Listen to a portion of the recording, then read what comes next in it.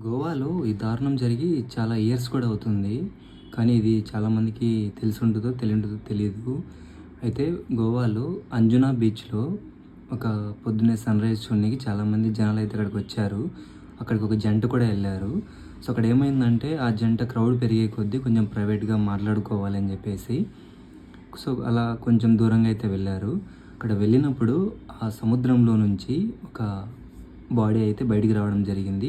అది ఒక భారతదేశం అమ్మాయి అయితే సముద్రంలో నుంచి కొట్టుకొనొచ్చింది. సో, బయటకొచ్చేసింది కొట్టుకొని నీళ్ళలోంచి. చూసైతే ఆశ్చర్యపోయారు. సో, గోవా బీచ్‌లో అలా ఒకటి సంఘటన జరిగింది. సో, దీని గురించి వివరంగా చెప్పాలి. అసలు పోలీసులు ఎలా ఇన్వెస్టిగేషన్ చేశారు?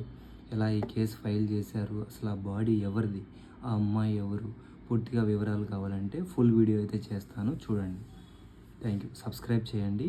ఇంకా మరిన్ని రియల్ స్టోరీస్ కోసం ఛానల్‌ని సబ్స్క్రైబ్ చేసుకోండి. Thank you.